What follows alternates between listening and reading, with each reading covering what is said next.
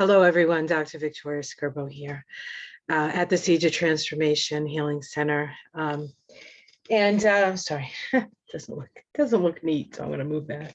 So last night I did a card reading on November, and it went longer than I thought it was going to, and I kept saying I was going to show you the charts, and I actually went so long talking about my impressions of the cards and different things that were coming up while I was doing it that I realized I didn't show you the charts. So what I am going to attempt to do today is keep it relatively brief, but we will look at the new moon and the full moon charts for November. And this is not the astrology for November. This is sort of like a little special addendum, perhaps. To that, I still intend to do the astrology for the month. But as I've been doing it lately, I've been doing it in a series of like 10 days. So I'll probably do it that way. So you'll end up with like 3 videos or maybe even 4 videos for the astrology of November as we move through November. And I will do the numerology and Kabbalah of November for the very beginning of November. So you can keep your eyes peeled for that. Hopefully I will get some of that done today, if not all of it. So let's look at this new moon and the full moon. So let me pull up a chart here. And actually what we're looking at right now is the new moon and the full moon. On the same page, right? So this is very interesting. So here we have the new moon in Scorpio that is occurring on November 4th, 2021. If we add the vibration of November 4th, 2021, we get 15, we get a 20. And in the numerology that the system that I work with the Kabbalah, the 20 is the 20/2. It is the judgment card in the tarot, and it is associated with the planet Pluto. On the tree of life, let me see if I have a tree of life here. I thought I had one. Okay, here we go. I actually do. On the tree of life here, let me do this just to show you. This is a tree of life. Now, this is somebody's tree of life, so you can ignore all of this stuff in here. But the path of the tree of life, where the 20/2 falls, is right here. And it's connecting Hod to Malkuth. Now, Hod is associated with Mercury, our logical mind. And Malkuth, kingdom, Hod means splendor. Malkuth means kingdom, is associated with the earth, and this is the path of associated with the 20/2 vibration, or the judgment card. So the judgment card is a card of awakening. It's a card of awakening. Oh, here we go. I have this. Let me see if I can pull out the judgment card in my Crow Tarot. And so what are we awakening to? Well, we are awakening to the fact that we are more than just our physical form. In the classical tarot, which I do not have here, the Rider-Waite, we have the angel blowing the horn and the people coming out of the coffins, right? Those coffins are symbolic of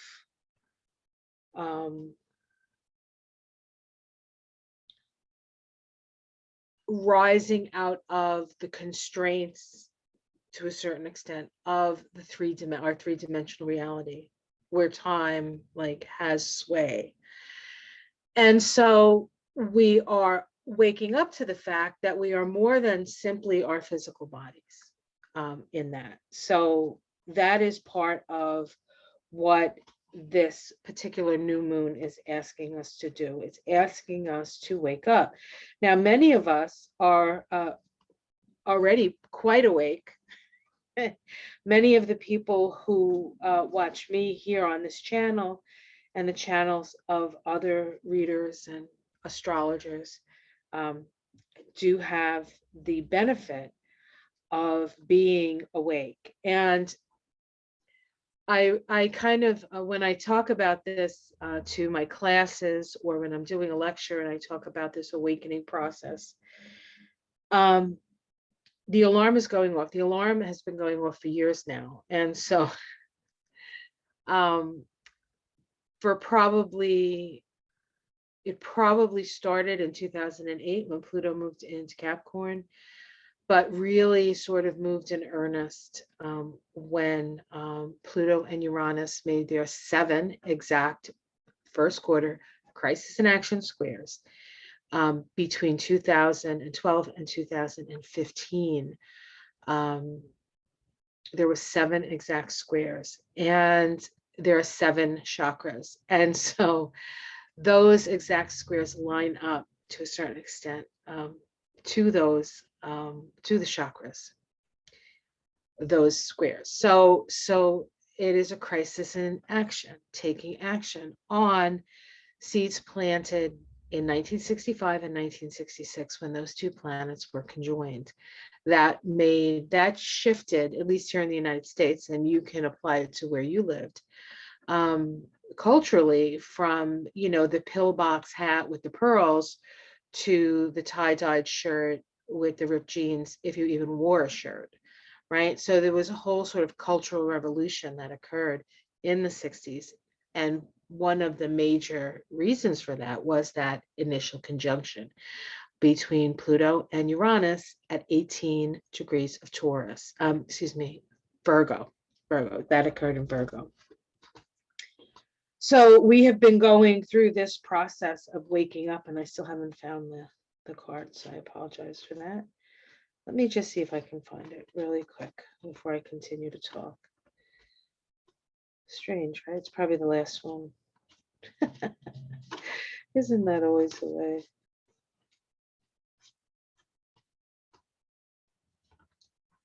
Okay. Literally, is it the, no, I missed it. I missed it. Hold on one second, guys. There it is. It was the second card. I went right past it. Right. So here we have, and we can even see the planet Pluto is there, right? There it is in the corner.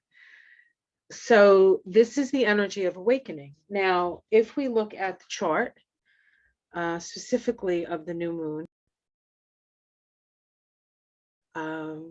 let's do this. And we'll go right to actually the new moon, which I believe, is that it? Nope. Nope. Oh, goodness gracious. No. This one maybe. Ta-da! I found it. Okay, guys. So this is the new moon for the sun, for the United States. This is for Washington, D.C. So this is the house placements for this new moon for Washington, D.C. And we have the new moon sitting at 13 degrees of Scorpio, and it's in the 7th house. And so this is requiring us to transform Pluto, our relationships, 7th house, with our friends, with our partners, with our colleagues, and with our open enemies. We have here, and so I'm sorry. So let's look at the Sabian symbol for 13 degrees. Let me see if I have the Sabian. Oh, I have it right here. Okay, so as you're looking at this, I'm going to read the Sabian symbol for 13 degrees of Capricorn. I mean, Scorpio. Sorry about that, guys. I know what I'm talking about, mostly. Sometimes things fly out of my mouth before I'm thinking of, before I think of them. Hold on. Okay, Scorpio. Says an inventor performs a laboratory experiment. The driving urge towards achievement, which is at the root of civilization. At whatever level the development of a more complete and efficient form of social interplay, the essence of the process of civilization demands ingenuity, inventiveness, and a willingness to experiment within relatively secure test conditions. One must try to go to the roots of the problem of interpersonal or international relations, as well as to discover the principles controlling the interaction between material particles and larger bodies. Modern technology is only one approach to an immensely complex problem. Intuition is as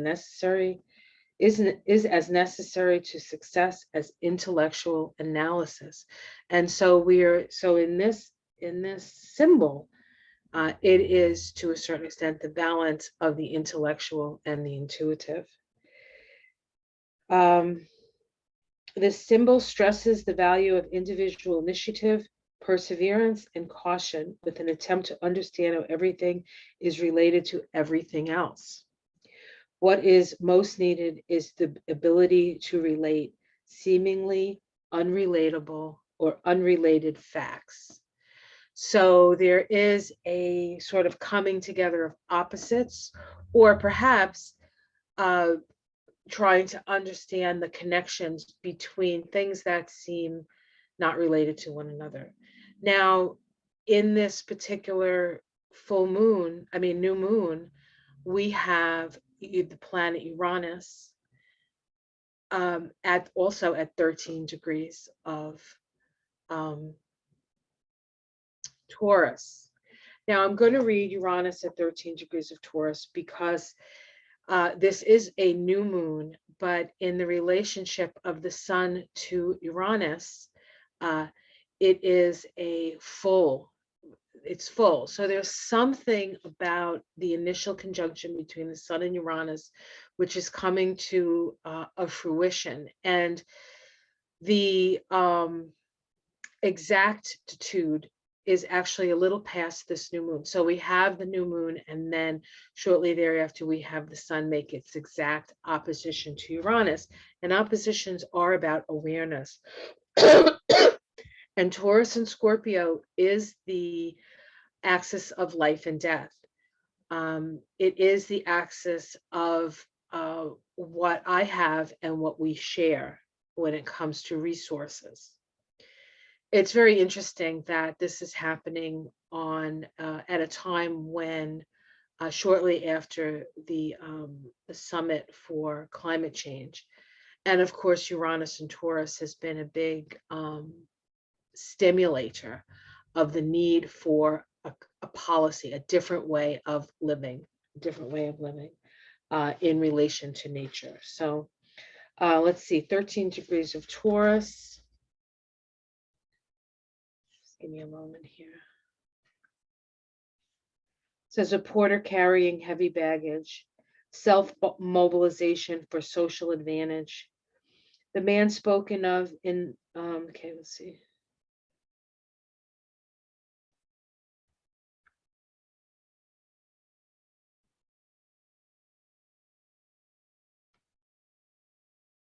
It says the relationship of the ego man and society has taken the aspect of compulsion for gain. Compulsion for gain.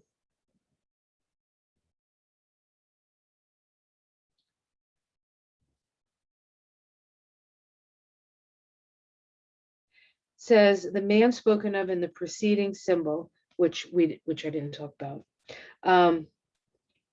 is now integrated into a social pattern. He has to carry a load, perhaps a load of debts following an ambitious buying spree or some other social burden. He is a strong man, the man of ambition, who has to take care of the inwardly turned woman aspect of his consciousness, the aspect that seeks to grow a beautiful garden of individual selfhood. So there is this balance between ambition and the need to sort of take care of the inner self, which is symbolized by woman in this case.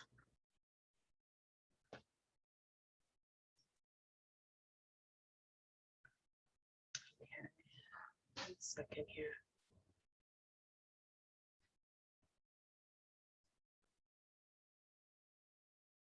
So a couple of interesting things about this chart, that besides the opposition, of course, to Uranus, which is very interesting. um, so we have this opposition between the Sun, Moon, and Uranus actually in a square to Saturn in Aquarius. Of course, the Saturn Uranus square has been the aspect for the whole year of 2021. It is a last quarter crisis in consciousness square. And Saturn, of course, is in Aquarius, which is co-ruled by Saturn and Uranus. So there is this feeling, energy around having things that structures that no longer serve us need to sort of come crumbling down, which of course we're certainly seeing that in the world. We're certainly seeing that, and then at the same time, structures are being challenged. Do they still hold the potential or the usefulness that they held before? And so perhaps democracy itself is getting tested at this time. Can we truly, are we mature enough? Are we smart enough? Are we dedicated enough for democracy to stand as it's being challenged by these more controlling forces? Now, those controlling forces can be seen as Pluto in Capricorn, right? Capricorn is the structures of authority, and they are under threat. And you sometimes wonder why the people in authority are trying to suppress the people so much, keep them under their thumb, whether it's through policing or economic ways. That cannot stand. It will not stand. It can stand for a while, and we could have a period of time when it seems like they've won, so to speak. But personally, I don't think that is what's going to happen, because we are awake. Because we are awake and we are aware. And we need to stay awake and aware. And I think things can be taken away from us. Certainly, the internet has become much more restricted than it's ever been. On certain levels, that's a good thing. On another level, it's not a good thing. But as with any tool, if you're not mature enough to work with it for good, perhaps a few restrictions are needed. Now, that being said, what we are going to have to move from as a human race, I believe, is we have the internet, we have been connected to a certain extent, but there's also an interconnection that we need to have. The internet has shown us our differences and also brought people together of like mind. If we did not have the internet, what would we do? Well, we have to balance that with the intuitive, right? That's what that 13 degrees of Scorpio said. Intellectual stuff is important, but as much as intuitive stuff is important. So as the intellectual things maybe get restricted within us and our ability to find out about things and see things, then we have to depend on our intuitive facility. Uranus is that intuitive facility. Uranus is this, okay? It's the awakening. In the tree of life, in the tree of life, again,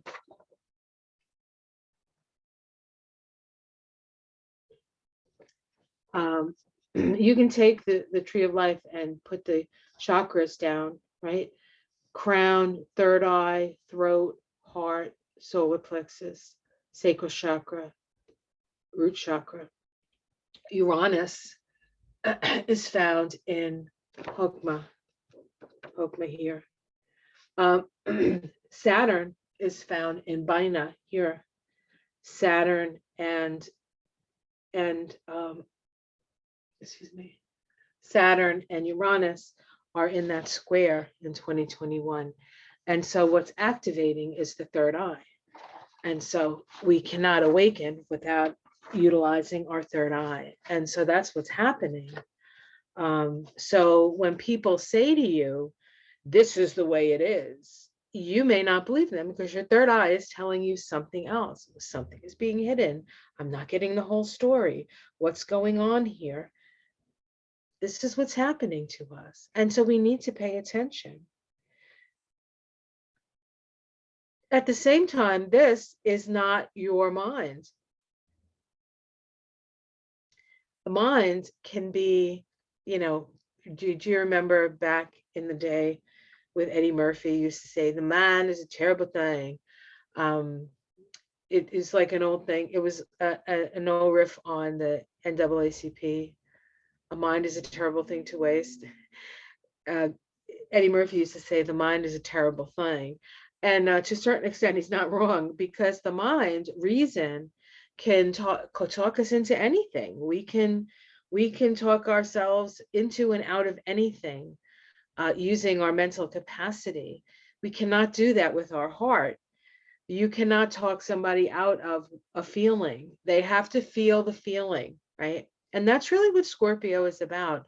Scorpio is about feeling the feeling to the very end of that feeling. And once you've experienced every level of that particular feeling, then you can let it go. It's like a desire that's met.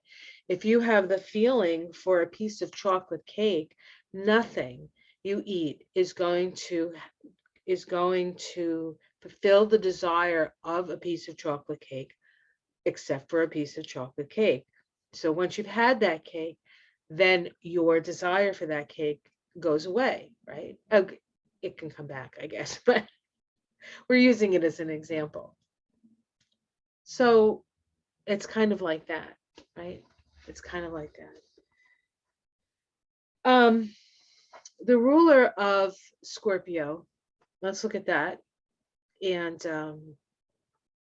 we'll go back to sharing the screen here.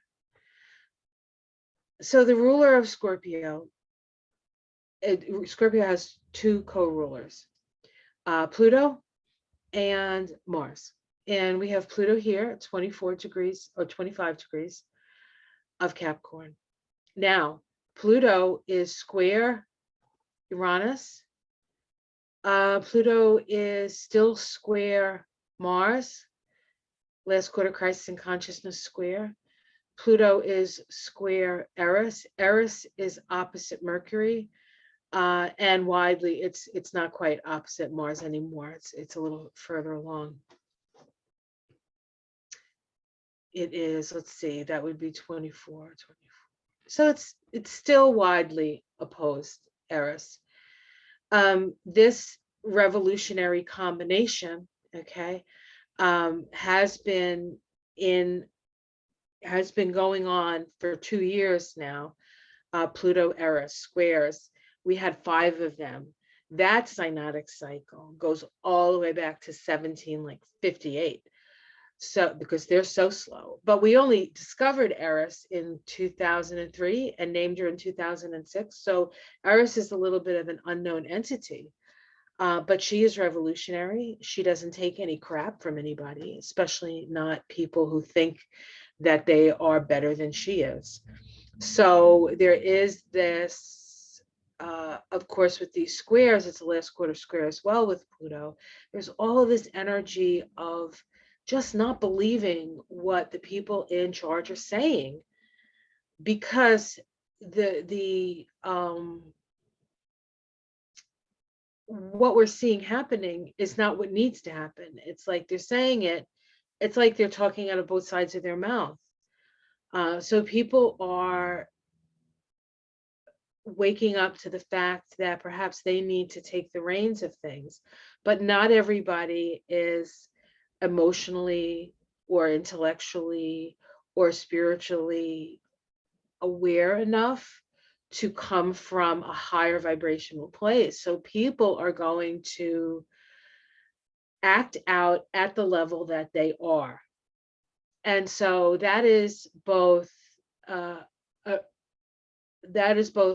something that we need to understand, we need to be aware of, and we need to guard against, because people are going to, quite frankly, lose their shit. And shit is ruled by Scorpio. Scorpio is an energy where we dig deep. Now, the other ruler of Scorpio is Mars, and Mars is in Scorpio. In fact, Mars moves into Scorpio today. Today is the 30th of October. Exactly opposite the Mars of the insurrection.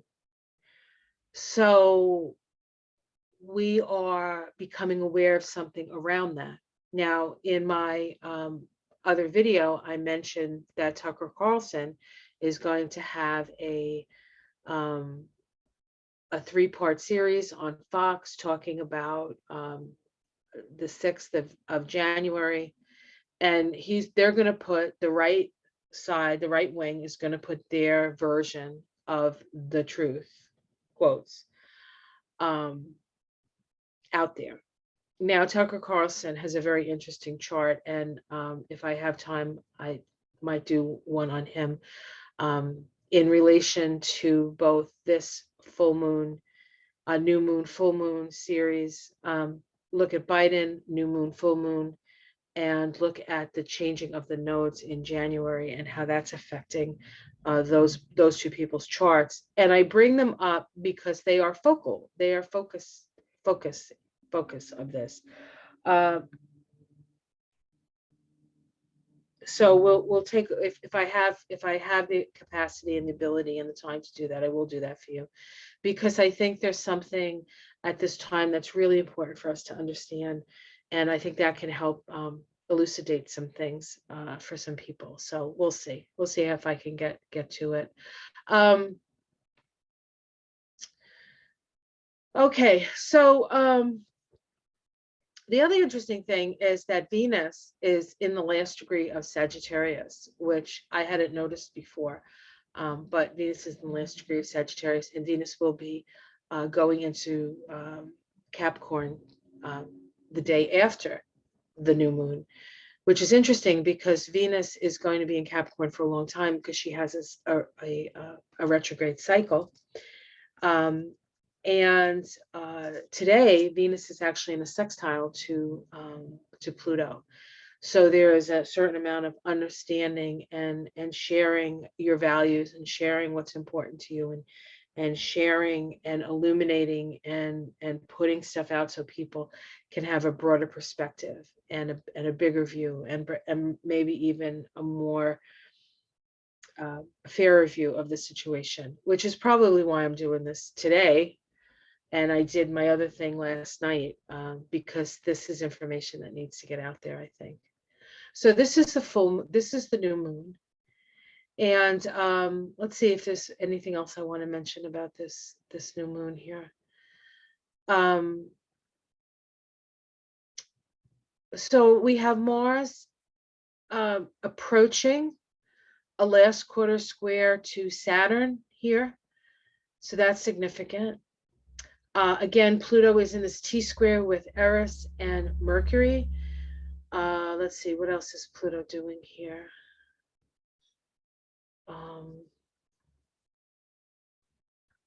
I think that's all I see right now. The nodes of the moon, interestingly enough, are at 2 degrees of Gemini Sag, letting go of old beliefs, moving in the direction of communication, right? Information. This is at the end of the nodal cycle. The nodal cycle is one of Mercury, Sag Gemini is truth and lies, facts and opinions, beliefs, and the facts on the ground kind of thing. And of course, we've been struggling with that for the last couple of years, we could say, with that energy. And now in January, the nodes shift, and suddenly instead of truth and lies, it's life and death.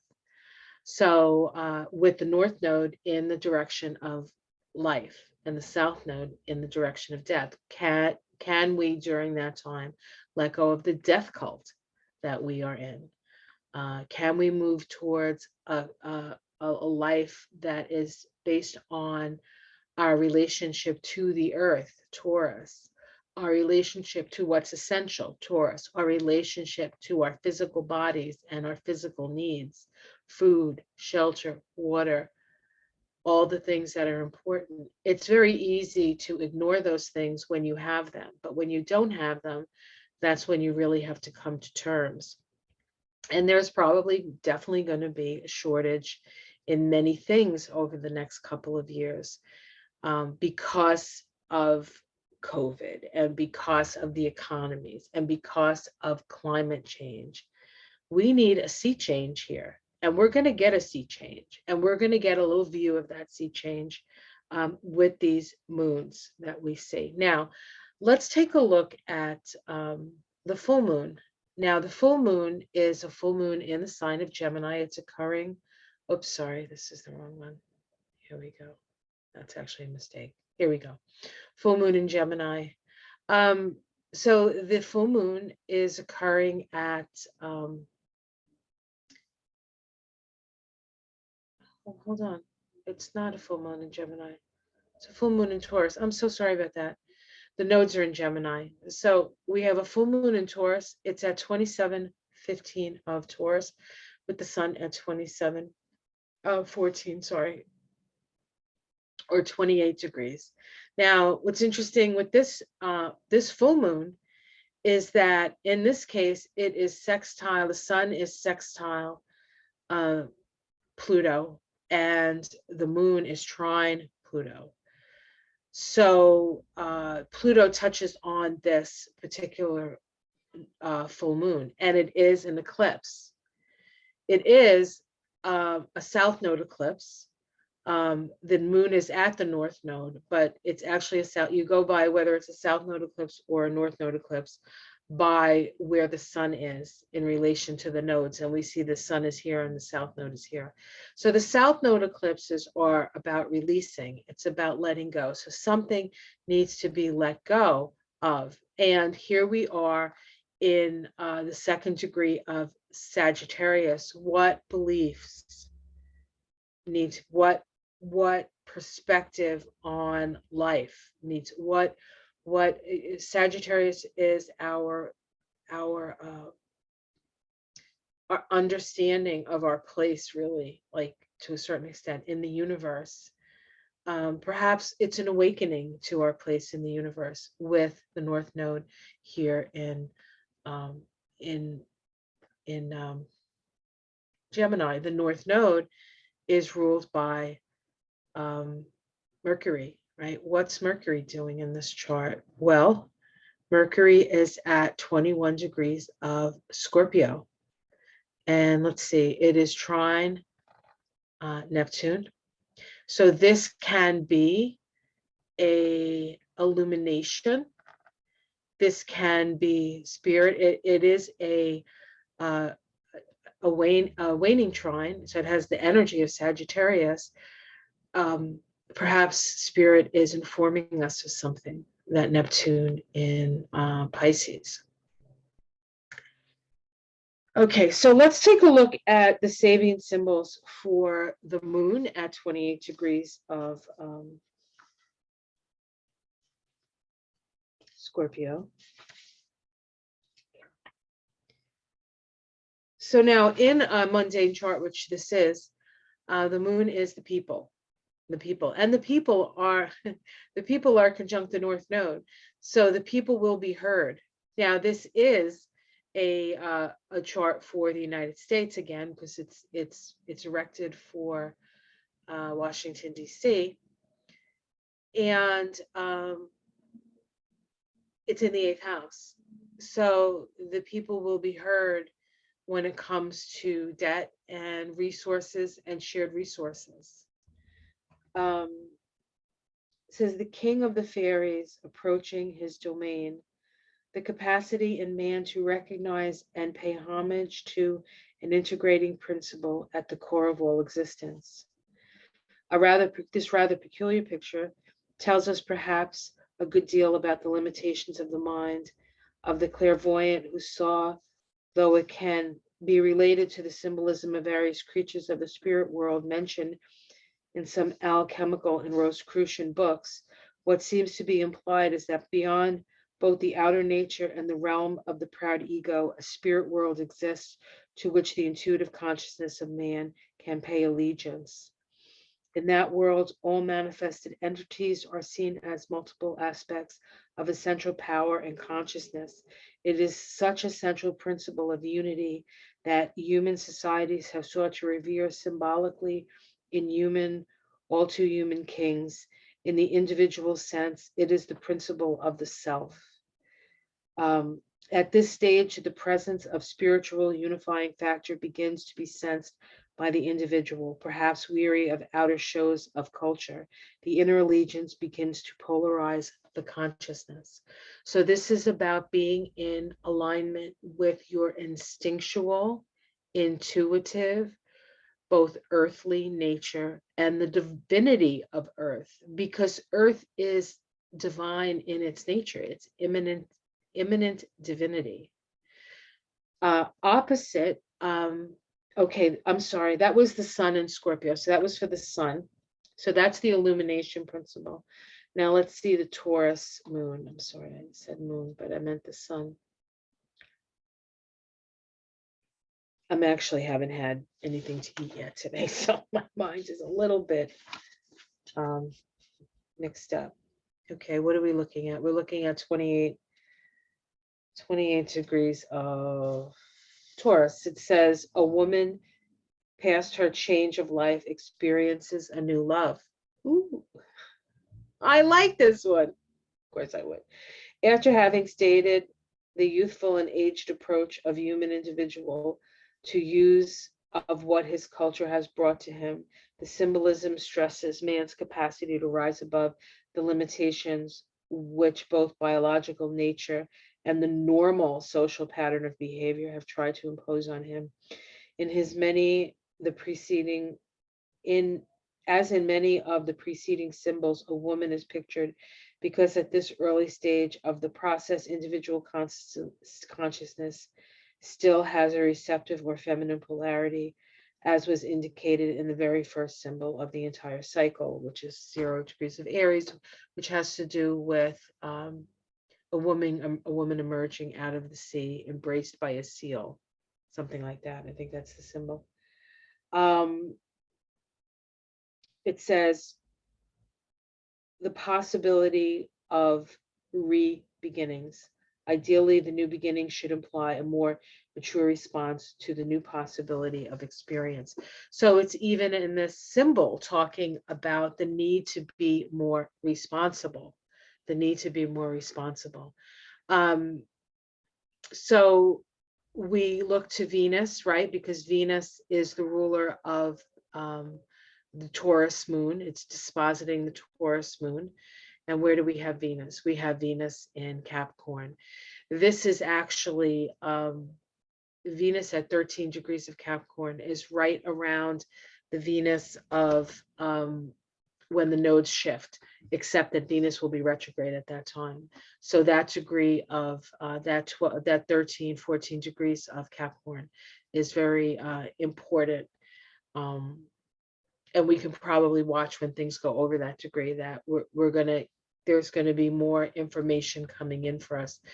And of course, the sun is ruled by Pluto, which we talked about, and Mars, which is at 13 degrees, which is opposite Uranus. So Uranus and Mars opposition can be a clash. It can be a clash. I feel as though there is going to be a clash, kind of like this Clash of the Titans thing, right? And we also have Saturn squaring that opposition. So it's as if Saturn is trying to, I don't know, control or encapsulate the unencapsulatable at this time. So this is going to be a very challenging period of time, but a very transformational period of time. And I feel as though both these moons, and I'm just going to stop the share for now. Both these moons are going to require us to really be able to sort of be aware of what's going on, see the patterns in it, but utilizing our intuition and staying above the fray.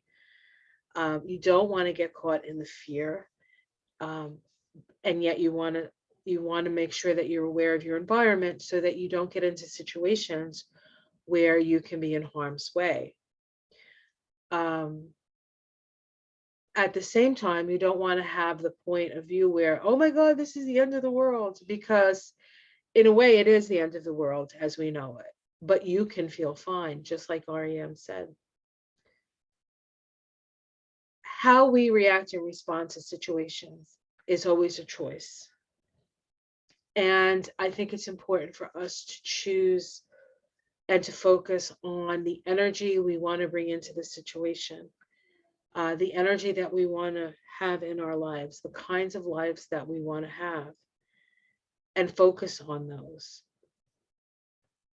I know many of us have been in positions, I know I myself have been in places where all hope seemed lost, and I don't know what to do anymore. And so you surrender to the situation. You might say, oh, God, help me, or I don't know what to do.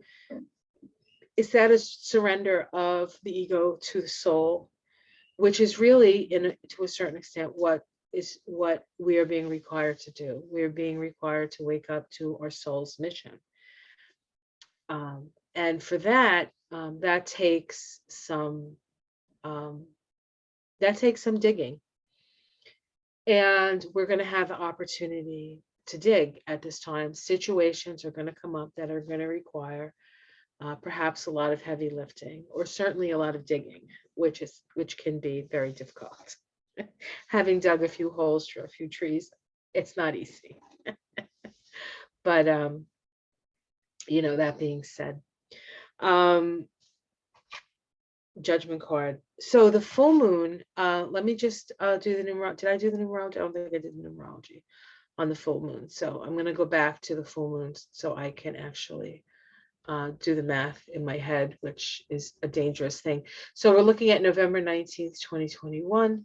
So that is a 35. 11 and 19 is 30, and 5 is 35. So this is the Nine of Wands. This energy is the Nine of Wands. The 35/8 vibration is located in Yesod. Yesod is associated with the moon in the Kabbalah, and it is associated with the sacral chakra. The sacral chakra, the belly chakra, is it's a water chakra. It's associated with the element of water, and it's how we relate to one another. It's also a place of creativity, right? And so while this is a very trying and difficult time for many, it's also going to be a highly creative time, as is all times of crisis, right? Crisis and opportunity is the same glyph in the Chinese hieroglyphs, or pictographs, I guess. I guess they call pictographs. I don't know what they're called, but anyway, it's the same symbol. So we have a lot to look forward to. So stay safe out there. Stay open to your intuitions. Follow your instincts and your intuitions. Especially if you have something, I have to go here, and then all of a sudden you get a feeling and you're like, no, but I have to go. I would say, yeah, maybe, but listen to your instincts, listen to your intuition, stay aware of what's going on, and allow your intuition to also inform you equally. So it's half intellect, half intuition here. And trying to balance that is a challenge, but I think it will keep us from falling into the pit of despair or the pit of fear, or taking off just sort of taking off and saying, well, I'm not going to pay attention to any of those facts, and I'm just going to go off in my spaceship. That's not going to work either. We have to be here now in the situation that we're in and still be able to access our gifts, our knowledge, our abilities, right? And be better people, be more responsible people, be responsible for yourself, for everything you do, for everything you don't do. Don't worry about other people, what they're doing and what they're not doing. It's more important really to focus on what you're doing and what you're not doing, because the more you're in aligned with your own soul's journey, and the more you're aligned with what it is you're here to do, the more light shines in, and the more illumination is for those people who are really in fear, or lost, or are just realizing that there's another way. If you're not shining your light, how's anybody going to see? And sometimes when you're shining your light, you can't really see what other people are seeing, or you're not seeing how they see you necessarily. But I don't think that's necessarily something you need to worry about. So I think that's what I want to say about the chart. So again, apologies for not getting around to that, but you can see that would have been a much longer video. And I know you guys like videos, but you may not have the time to sit for like a 2-hour video. All right, guys, have yourself a safe, sound, loving, magical November. And I will be back later within the next day, today or tomorrow, with the Kabbalah of this. And probably look at the first at least 10 days of November. Okay, guys, have yourself a great day. Like, subscribe. Much love to you all. Take care.